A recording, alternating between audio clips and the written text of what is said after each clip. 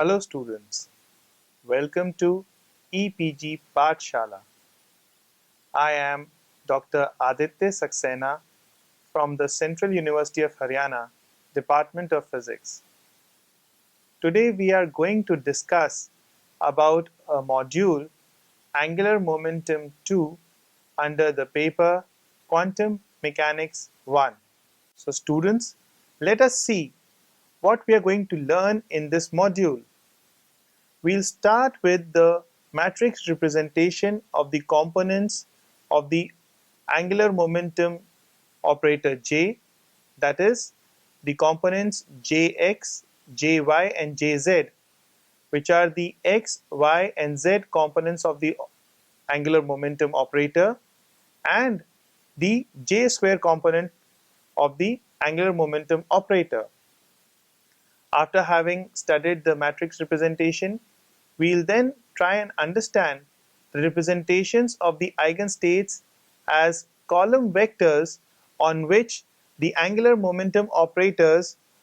for each value of j can operate. Then the polyspin matrices will be discussed, and we will see that what is their importance and what are their important properties. The present module is actually a continuation of the preceding one, wherein starting from the commutation relations of the angular momentum operators, we deduced the expressions for the eigenvalues of the diagonal operators j square and jz in the common basis represented by the state or the eigenvector Jm, where J and M labeling respectively the eigenvalues of J square and Jz. Here J is the angular momentum number and M is the magnetic angular momentum number. In this module, we shall obtain the matrix representation for the components of the angular momentum operators Jx, operator Jy, operator Jz and operator J square,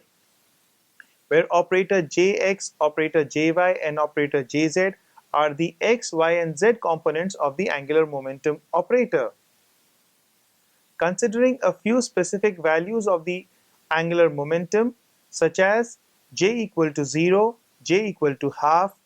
j equal to 1 and then j equal to 3 by 2, we shall write their matrix representations explicitly. It is remarkable to note that the eigenvalue spectrum includes not only the integral but also the half integral values of j. As we already know, half integral values of j describe the intrinsic spin of the particle, such as an electron or a proton or a neutron. We describe the spin matrices for the spin half particles, that is, for the electrons, for the protons and for the neutrons, first introduced by Wolfgang Pauli in 1927, and briefly mention their important properties. Matrix elements of operator J square and operator Jz. Now we shall discuss the matrix elements of the operators, that is operator J square and operator Jz, which are the operators of the angular momentum. So if we look at the state vector Jm, for m having values ranging from minus j to plus j including 0, where m is the magnetic angular momentum, then we have that the complete orthonormal basis for a 2j plus 1 dimensional subspaces, that is, if we consider all the elements from minus j to plus j including 0, then the total number of elements that we have is 2j plus 1. So this constitutes the complete orthonormal basis,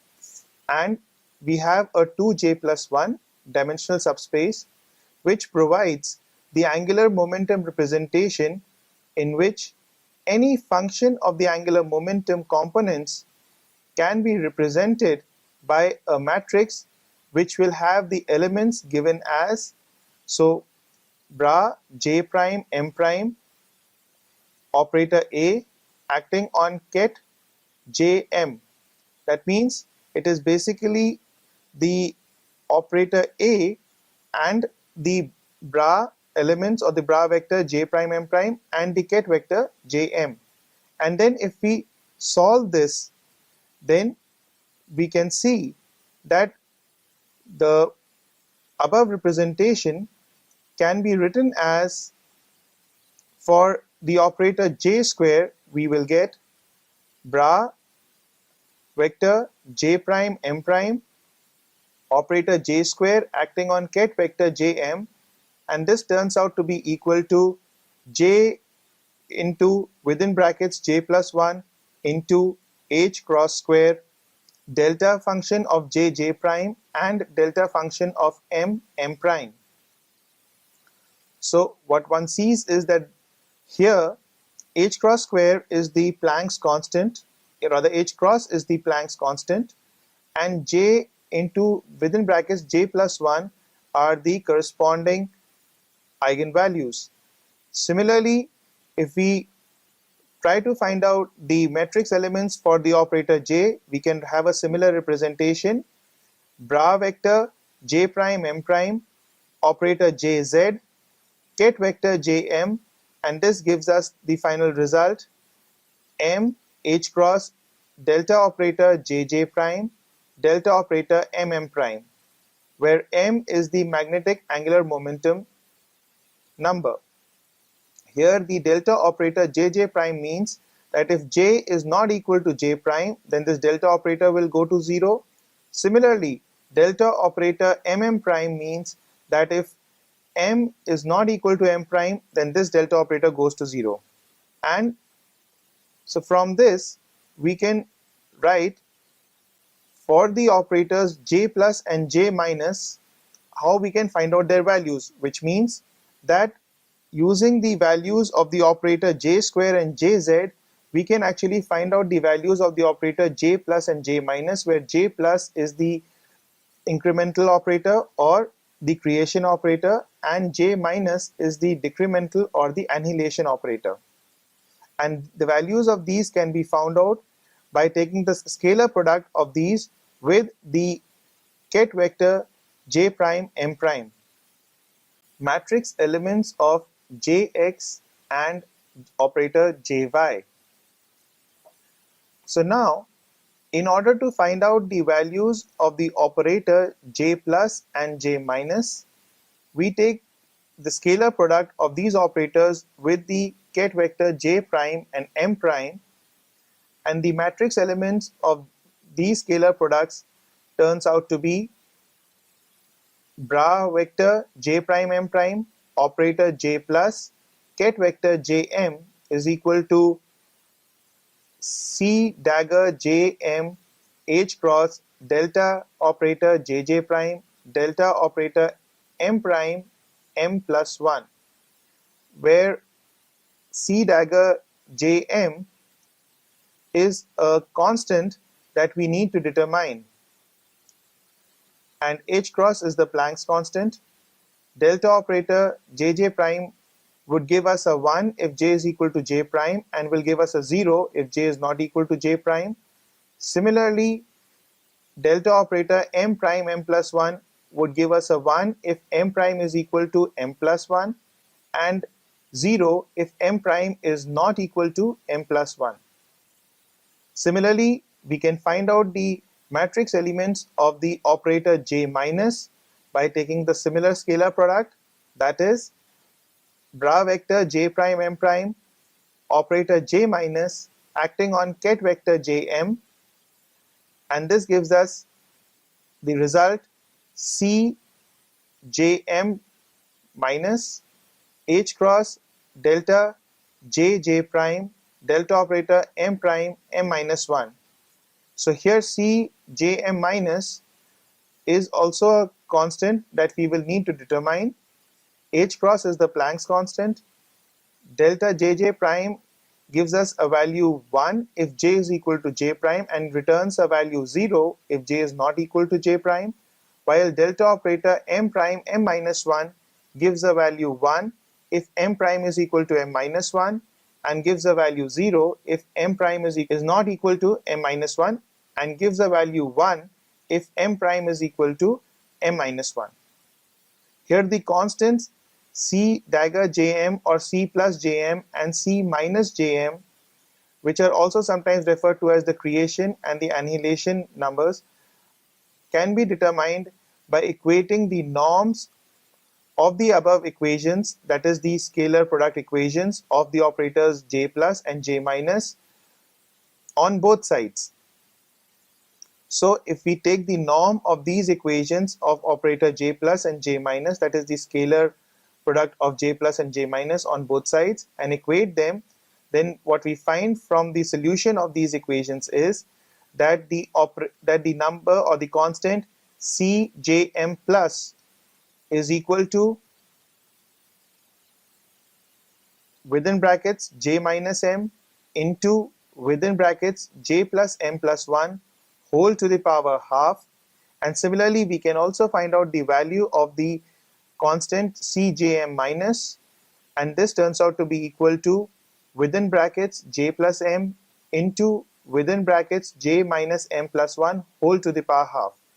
So in this manner, we are able to determine the values of both these constants C plus Jm and C minus Jm. Now, having determined the matrix elements of the operators J plus and the operator J minus, we can find the matrix elements of the components of the angular momentum operator J, that is the operator Jx and the operator Jy. And using the relation between Jx and the operators J plus and the operator J minus, we see that the operator Jx, or the x component of the angular momentum operator, is equal to half times operator J plus plus operator J minus. Similarly, the y component of the angular momentum operator, that is Jy, turns out to be equal to minus half times iota times, within brackets, operator J plus minus operator J minus. Here it is important to keep in mind what we have already discussed earlier, that the operators J plus is the incremental or the creation operator for the angular momentum eigenvalues, while the operator J minus is the decremental or the annihilation operator for the angular momentum eigenvalues. Finite dimensional representations. From the above results, it is clear that the matrices representing the angular momentum operators Jx, Jy, Jz, J plus, J minus and J square are all diagonal in J basis, that is, are all diagonal in J in the basis given by the state vector Jm. Here Jx, Jy and Jz, that is operators Jx, Jy and Jz, are the x, y and z component of the angular momentum operator. Operator J plus and J minus are the ladder operators of the angular momentum operator, and we have then the J square operator. Thus, for a given value of J, that is J equal to 0, half, 1, 3 by 2, 2, and so on, we have an infinite number of representations for these matrices, having 2j plus 1 columns and rows labeled respectively by the values of m and m prime. So now there are two ways in which we can give these representations. One can either consider all these representations together to form a single representation of infinite rank, or consider each of these representations of 2j plus 1 dimensions separately. These finite dimensional representations for j equal to 0, half, 1, 3 by 2, and so on for the angular momentum operators jx, jy, jz, and j square are illustrated in the text that is provided with this module. Regarding the state vectors on which the above matrix representations of the components of angular momentum J are to operate, we know that the representation of an arbitrary state given by ket vector psi with respect to the basis vector or the state vector Jm basis would be a column vector whose elements are given by bra vector Jm ket vector psi. The dimensionality of the column would depend on the values that m can take for a given j, that is, the different values that the magnetic quantum number can take for a given value of the angular momentum number j. For example, for j equal to half, m can take two values, plus half and minus half. It has two elements labeled by m equal to plus half and m equal to minus half. Pauli's spin matrices. Now we will discuss another important concept that is very useful in quantum mechanics, which is we'll try to incorporate the spin of the electron or the neutron or the proton into the formalism of quantum mechanics when we are trying to define or discuss any atom. So we all know that the electrons and the protons and the neutrons are the building blocks of the atomic and the nuclear physics. And we also know that the electron, the proton, and the neutron, all of them have a spin half. That means they are all fermions. They are Fermi particles because we all know that any particle which has a half integral spin is a fermion, and a particle which has a zero or an integral spin is a boson. So the concept of spin particles, or rather the concept of incorporating the spin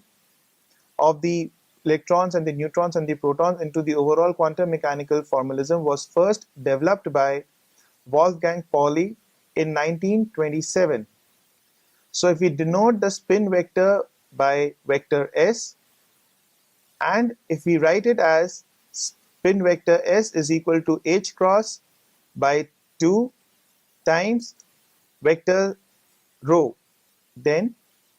we see all the vector sigma has the components sigma x, sigma y, and sigma z, and are called Pauli's spin matrices. That means that the components sigma x, sigma y, sigma z can be defined as sigma x is equal to matrix 0, 1, 1, 0, that's it's a 2 cross 2 matrix. Similarly, sigma y is also defined as a 2 cross 2 matrix given by matrix 0 minus iota, iota 0, and sigma z is also 2 cross 2 matrix given by matrix 1, 0, 0, and minus 1. So when we define these spin components of the spin vector sigma by sigma x, sigma y, sigma z, these components are called the Pauli's spin matrices. Now let us discuss some of the important properties of these Pauli's spin matrices. So first of all, we see that the commutation relation of these Pauli's spin matrices, which are denoted by, here we are using the indices I and j to denote the components x, y, and z. So wherever we will now be referring, wherever in the relation we will see that the indices I and j are occurring, they actually refer to the three components x, y, and z. And if I is component x, then j will be component y and k will be component z. And similarly, we can do it in a cyclical order, and accordingly we can get which component denotes is being denoted or is being represented by I, j, and k. So here the first relation or the first important property of the Pauli spin matrices is its determinant. So the determinant of sigma I, sigma j turns out to be equal to twice iota times epsilon ijk times sigma k, where epsilon ijk is a tensor of rank 3 and is referred to as the symmetric tensor, and sigma k is the Pauli spin matrix of the third component, denoting the third component. Similarly, so in the first relation we have defined the commutation relation, that is the commutation relation of sigma I and sigma j gives us the final result twice iota times epsilon ijk times sigma k, where epsilon ijk is the tensor of rank 3 and is defined or is termed as the symmetric tensor. The anti-commutation relation of sigma I and sigma j yields twice delta operator ij, which means if I is equal to j, then the anti-commutation relation of sigma I and sigma j gives a value 2, and if I is not equal to j, then the anti-commutation relation returns a value 0. And finally, sigma I times sigma j is then given by delta operator ij plus iota times epsilon ijk sigma k, where, as we have discussed earlier, delta operator ij would give a value 1 if I is equal to j and would give a value 0 if I is not equal to j. Similarly, epsilon ijk is the tensor of rank 3 and is called the symmetric tensor. So here what is important to note is that while writing down these relations, we have replaced the x, y, and z components of the Pauli spin matrices with the ijk, each taking the values 1, 2, and 3. These relations can be easily verified if we write them in the matrix form. Now we know that there are two spins, or rather two basic spins. We know that the value of the spin is half, and this spin half will have two states, or in other words it will have two eigenstates, alpha and beta, where alpha denotes the spin up and beta denotes the spin down states respectively. And both these spin states, that is both these eigenstates alpha and beta, satisfy the orthonormality relation bra vector alpha ket vector alpha is equal to bra vector beta ket vector beta is equal to 1. Similarly, bra vector alpha ket vector beta is equal to bra vector beta ket vector alpha is equal to 0. Now let us discuss the operations of the spin operators on the eigenstates alpha and beta. So firstly, we would follow a similar procedure as we did for the angular momentum operator, that just like we found out the eigenvalues of the angular momentum operator for the operator j square and jz, similarly here we will find out the eigenvalues of the operator s square and sz of the spin operators. And we will see that in order to find out these values, we operate these operators on the eigenstates alpha and beta, where alpha is the spin up state and beta is the spin down state. So let us see that when the operator s square acts on the eigenstate alpha, it gives us 3 by 4 times h cross square alpha, where 3 by 4 h cross square is the eigenvalue of this operation, and alpha is the eigenstate. Similarly, the operator S square acting on the eigenstate beta gives the value 3 by 4 h cross square beta, where 3 by 4 h cross square is the eigenvalue and beta is the corresponding eigenstate,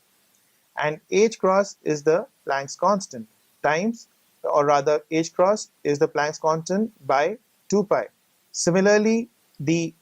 operator Sz acting on the eigenstate alpha gives h cross by 2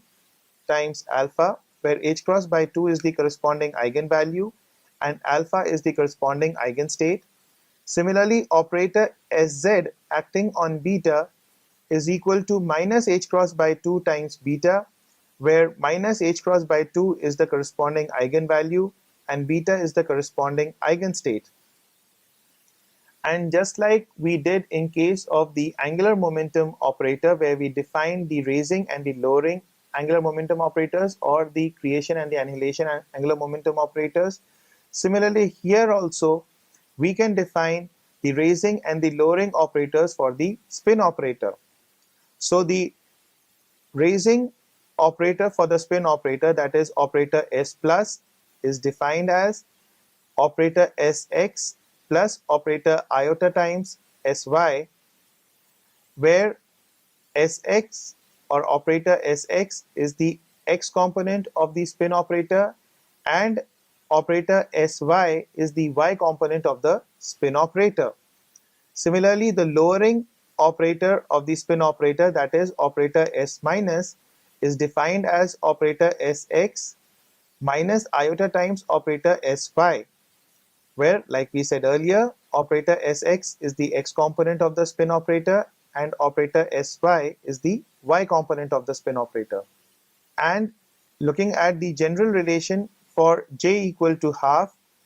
where the value of m is plus minus half, that is the magnetic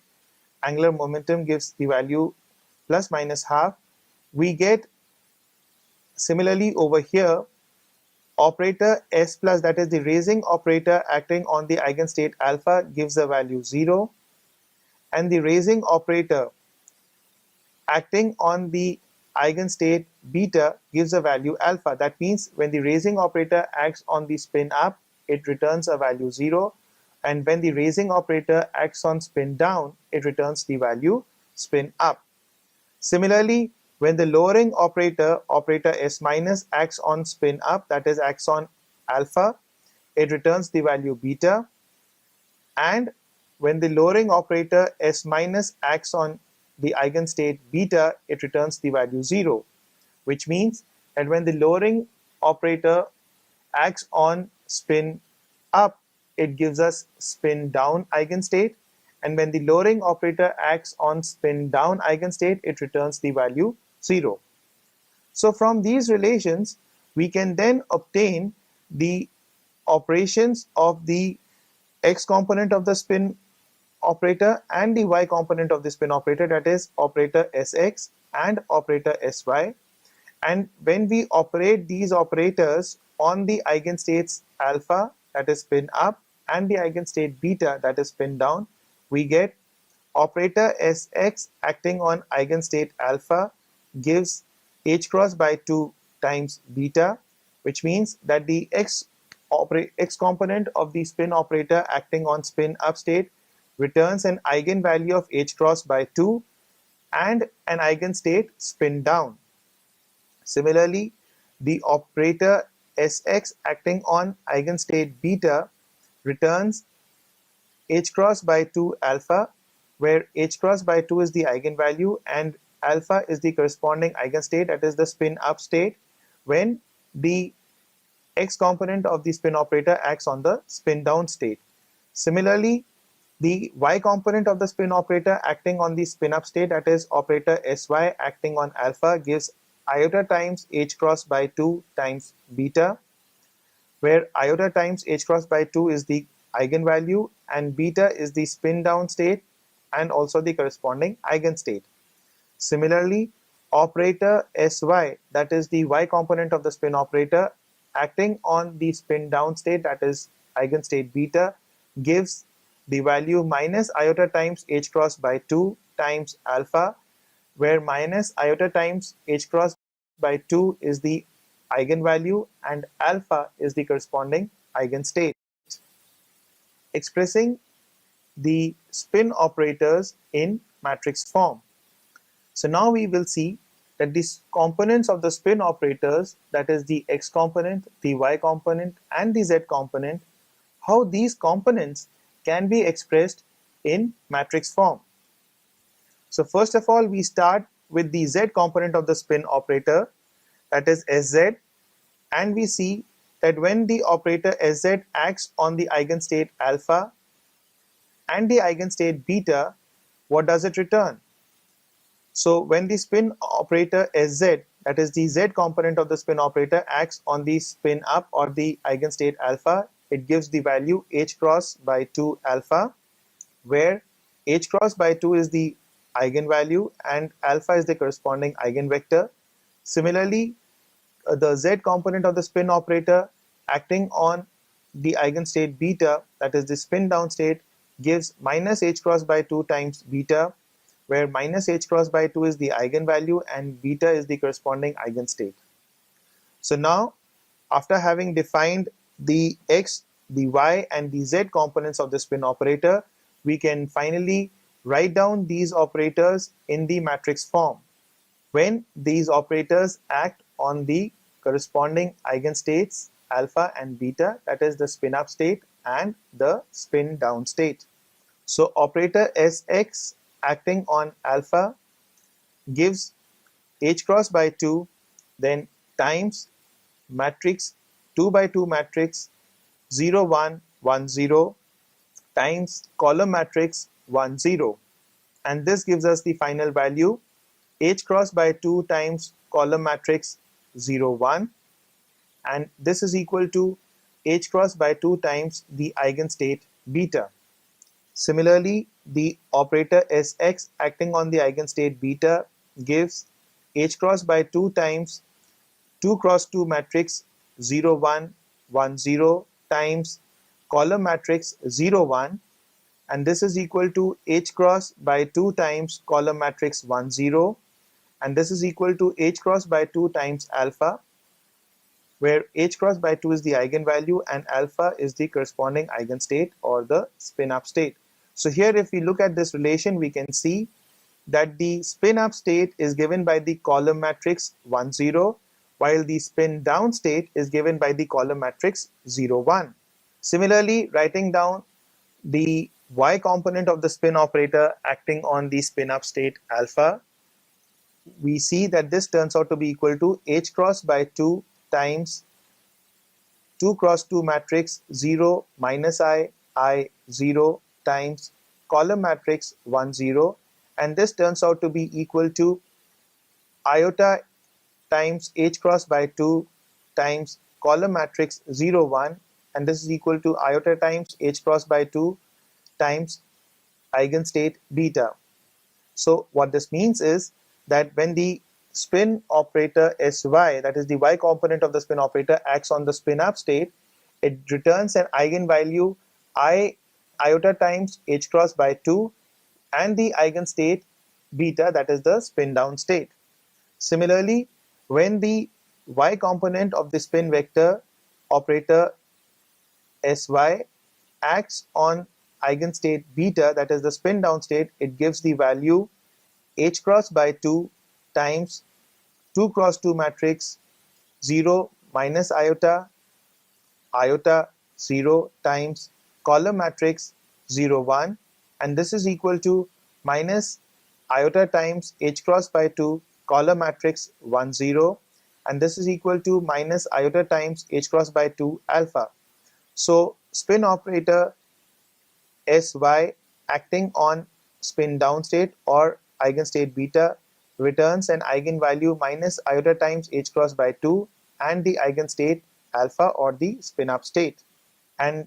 similarly, for the z component of the spin operator Sz acting on eigenstate alpha gives h cross by 2 times 2 cross 2 matrix 1 0 0 minus 1 times column matrix 1 0, and this is equal to h cross by 2 times column matrix 1 0, and this is equal to h cross by 2 times alpha. So spin operator Sz acting on eigenstate alpha gives an eigenvalue h cross by 2, and the eigenstate is alpha, that is spin up state. While spin operator Sz acting on eigenstate beta gives h cross by 2 times 2 cross 2 matrix 1 0 0 minus 1 times column matrix 0 1, and this is equal to minus h cross by 2 times column matrix 0 1 is equal to minus h cross by 2 times beta. So the z component of the spin operator acting on the spin down state or the eigenstate beta gives an eigenvalue minus h cross by 2 and the eigenstate spin down or eigenstate beta. Here what is very important to note is that when we have tried to find out the eigenstates, the 2 cross 2 matrix that has occurred for the x component is the first of the Pauli's spin matrices. Similarly, the 2 cross 2 matrix that has occurred in the formulation or in the computation of the matrix form for the y component of the spin operator is the second of the Pauli spin matrices. And when we look at the z component of the spin operator, we see that the 2 cross 2 matrix that occurs in these relations is nothing but the third of the Pauli spin matrices. So in this way we see that the Pauli spin matrices is central to the evaluation of the matrix form of the components of the spin operator, where the first of the Pauli spin matrices occurs in the evaluation for the x component, the second occurs in the evaluation for the y component of the spin operator, and the third of the Pauli's spin matrices occurs in the evaluation of the z component of the spin operator, their matrix form as well as their eigenvalues and eigenstates. So students, after having gone through this module, now let us summarize what we have learnt in this module. The main points that we covered in this module were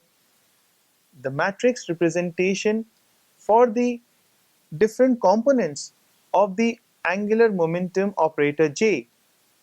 So in that we primarily dealt with the matrix representation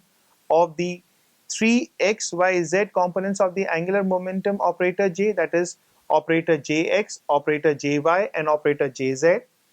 and then the matrix representation of the operator J square component of the angular momentum operator.